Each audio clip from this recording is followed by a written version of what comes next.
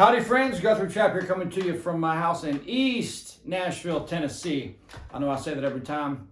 I have a lot of fun with that because over here in East Nashville, across the river from downtown, we call this the Brooklyn of Nashville. It's our way of feeling really hip and cool, and we've got all the good coffee and all the good food, and a lot of musicians live around here, man. This is got to be the highest concentration of talent and artists and musicians, and definitely probably in the Southeast. I mean, New Orleans could rival that, but we've got professionalism to go along with it. Yeah, right. So, hey man, I know it's been a minute since I've seen you guys. It's been unbelievably busy here, which is really great. Musicians love to say that because we're all so self-conscious of all the stereotypes that musicians have of being out of work all the time. So we love to tell everybody how busy we are. I am a lucky guy. I have been very busy, got a lot of stuff coming up. Actually, in this very room tomorrow, I'll be sitting with John Oates, my good buddy. We'll be doing some stuff with a rapper friend of his that's going to be doing some stuff, and he wanted to come over here and use the music room, and we're going to be doing some sort of live performance that'll be for Reddit. And we're doing that tomorrow. I've been meeting with some great young people here in Nashville to kind of help me out, do some video content and get this stuff kind of, I hate to say the words, kicked up to the next level or the next level, but just trying to get this stuff organized to where I can be more creative and give you guys higher quality content, at least better looking and sounding. Try to utilize some of this technology that I have over here that I do not know how to use. And so it's funny how, man, we can get so wrapped up in all the admin stuff and the social media and trying to keep everything under control and without getting crazy and falling apart. And then I forget that the reason we're doing all that is to be able to put out records and put out music and put out creative projects. So I'm getting to the point where, man, I've got to have some help. And so I'm thinking about also doing a crowdfunding campaign again, you know, to promote on Instagram, Facebook, and stuff like that, to do a couple different record projects and some follow documentary video content. And so I've just been here so long. I'm up on 20 years here in Nashville, and I know so many characters and so many amazing people here that I've got to start getting some of these stories and some of this stuff on videotape. Every day I leave the house in Nashville, it's like an adventure, and it's an episode of some sort of show. And so I've actually got some interest from some producers and stuff like that that we're going to start meeting with and already have a little bit. So I'm just sharing some of this stuff I'm excited about. It's been really crazy. There's been so many just great nights of music. I'm so happy to be playing sometimes 3 nights in a row or 3 nights a week here in town. We're doing the Underdog, this funky little club up the street, and then we're doing Rudy's Jazz Room, and then we're doing some stuff at Wilburn Street, another real cool dive bar here in town. But anyway, hey, I wanted to share with you guys something. Getting back, I've been teaching just a ton of these Zoom lessons, which are going really great. Artist Works is going fantastic. Thanks to all the people that have signed up for that. I'm getting some great feedback from you guys, and I really, really appreciate it. It makes me feel really good. the guys that have commented on the mental health stuff and the booze, tomorrow will be 85 days. It's either today or tomorrow that's 85 days no booze. It's been a little tough the past couple weeks, but I stayed strong and made it happen and didn't cave. But I got to be honest with you, man, it hasn't been super easy these past couple weeks, partly because I've been so busy that I'm kind of looking forward to like kind of unwinding a little bit. But I just stayed tough, man, and talked to some friends and just made it through it, and I feel good. And I always encourage anybody else to just, you know, man, there's no harm or no foul in being honest and telling people what you're feeling and what you're thinking. And man, we're here. We're all in this together. Everybody's afraid to talk about it, but that's really a sign of strength, not a sign of weakness. And so everything's an open book with me, man. So, but getting back to this guitar stuff, I know it's been a while since I'm rambling on a little bit. But what I wanted to show you here was something that's pretty cool, and it's a way to start getting out of the major scale. You're really getting something out of that, not just this hamster wheel of the exercise. Right? We want to be able to get out of that and really use these scales for what they're intended to be, and that's making music, right? So you'll always get the spirit of music out of me, that side of it. And so again, so targeting these notes in the major scale, the 1, 3, and 5, that's going to make up the chord. That's the immediate outlining of the chord faster than anything, is just the 1, 3, 5. Nothing spells it out faster. So, but I'm going to target this in a phrasing way that's a great exercise. I'm going to target from the 1 to the 3, the 3 to the 5, the 5, 6, 1. I'm skipping the major 7, the natural 7. So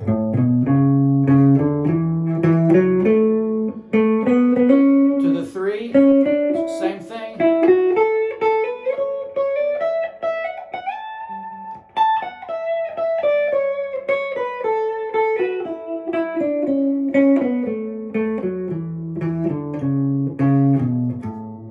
So that breaks up the scale in a way that's not just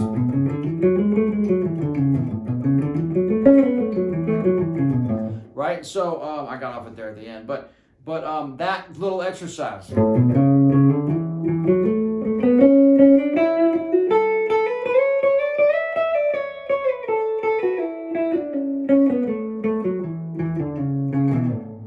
It's got a phrasing to it and a musical quality to it that's outside of the major scale hamster wheel exercise repetition, you know, doodah.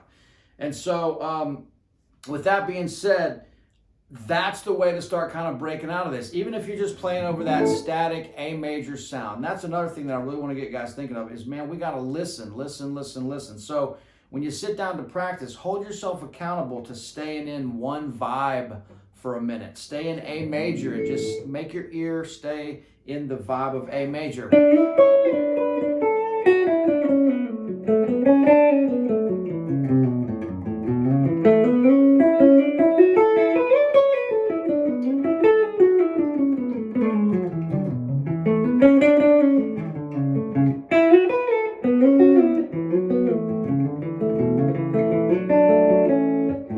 Stay in that vibe for a minute. Then maybe go, okay, now I'm going to play out a G minor for a minute. Break it up to where your ear really starts like, you're just kind of like hitting, you know? And so your ear will get, I think your ear will get better if you kind of go random sometimes. Go to like E minor, or go to C dominant 7, go to, you know, B major 7. Just break it up, but make your ear accountable for where you're playing and what vibe you're going for. And then, of course, practice to some chord changes. I've been using this one lately. A minor, D minor, G, back to A minor. Been using that as an example for the chord, for a cool chord change to play over, because it's kind of a minor vibe, but then you got the G there to be able to play the Mixolydian or the dominant 7 scale over, right? So, and I'm going to get back to this other little part here. This is not going to be a long lesson. It's Sunday afternoon. I'm going to get back to the schedule, like I said. Thank God I've got some help that I'm going to start utilizing, some Belmont students and stuff like that, audio engineers and interns and stuff like that. So anyway, this is all just going to keep getting better, and I appreciate you being cool. But anyway, you know, the first thing I would outline on that, A minor, D minor, G, is just 1 3 5, 1 minor 3 5, 1 minor 3 5, D minor, 1 3 5, G, and then back. And then as you elaborate on that, and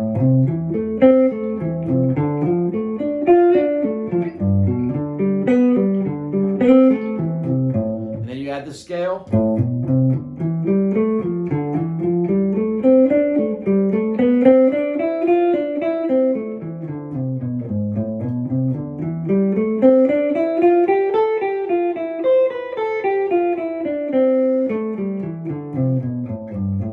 Here.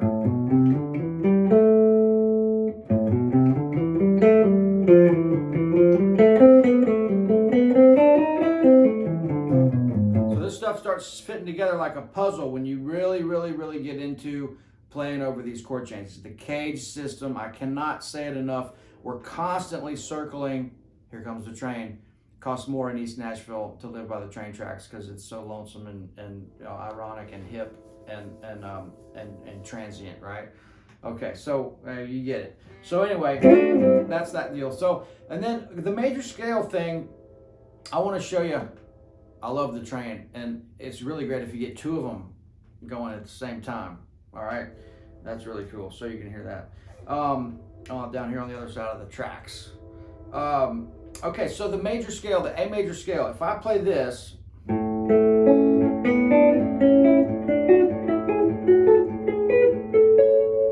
That's just the A major scale with the two notes harmonized. That's the G and the B string. Now I'm just playing the two notes.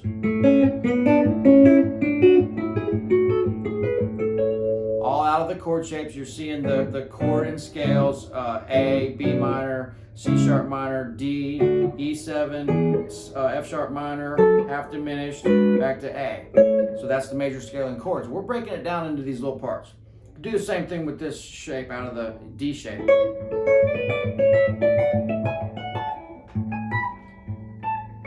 Right, so all that stuff. So what happens is, though, if I play this in A,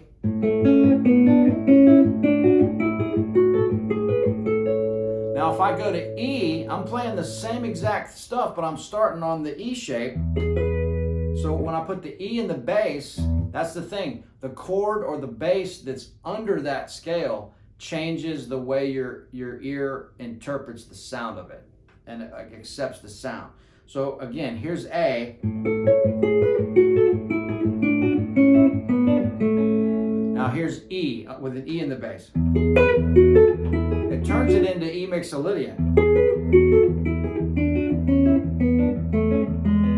I'm just ending on E. That's how harmony and these chords work together. So again, if I'm playing, let's just use the major scale as an example.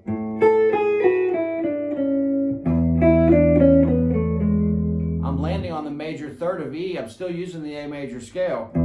A, E. Right, I'm starting. So now the natural one, the natural 7, the 1, 2, 3, 4, 5, 6, 7th degree of the A major scale becomes the major third of the E scale, the E mixolydian, E dominant 7 scale. The 5 chord is always going to be interpreted as a dominant 7. You're going to play that flat 7 because it's pulling your ear back to the major third of the 1 chord. So if you start looking at this stuff, you're starting to see how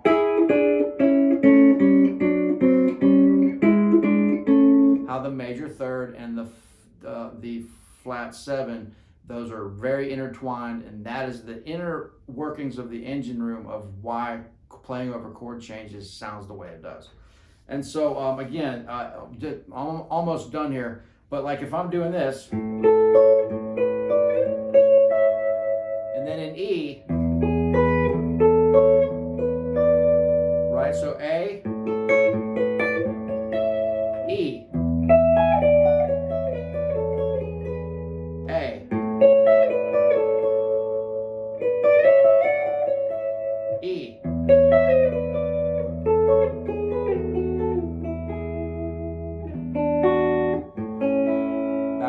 So A, E.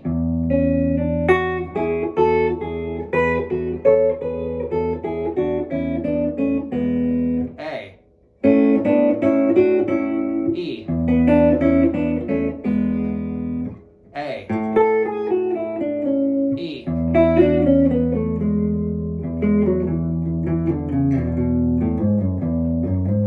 A, E, A, E. So you can see what I'm doing. I'm using those notes in a way that kind of superimpose over these different bass notes. And so the more you look at this, you're going to realize that the guitar is not as daunting as it seems. There's a lot of things that repeat. There's a lot of common ground, and there's a lot of stuff that is not new information all the time. We're all not coming up with, like, you know, brilliant stuff every time we pick up the guitar. Of course, we're falling back on years and years and years and years of fundamentals, and this is like really ingrained in my brain because I've been doing it so long, these chord shapes. And so always finding new stuff too, and your ear's always developing. So hey guys, thanks so much. If you want to expand on any of this stuff, I gotta try to keep my cash flow coming in. So if you want to expand on any of these concepts and do the deep dive, check out my website, which is about to be completely rebranded. I'm going to have some new projects, new merch, all this stuff. I'm just doing all the work now and getting to the point of doing a new crowdfunding campaign, new website, new merch, new record projects, new video content. This is all running in the behind the scenes. That's why I haven't seen you guys in a week or so. But thank you so much. Like I said, check out the links below. Check out the tip jug if you want to help support the daily cause here. Also Instagram, Facebooks, of course YouTube channel, TikTok, and then all the social media stuff. And then I gotta say, check out Artist Works for sure. I'm getting a ton of great feedback from that. All this stuff is laid out in over 200 lessons. You've got personal video exchanges you can do with me. The thing about YouTube is I love it, but you cannot ask it a question. And so when you book a lesson with me, we can do the deep dive. It's like a miniature clinic. And so check that out, friends, and look forward to seeing you guys down the road real soon. All right, see ya.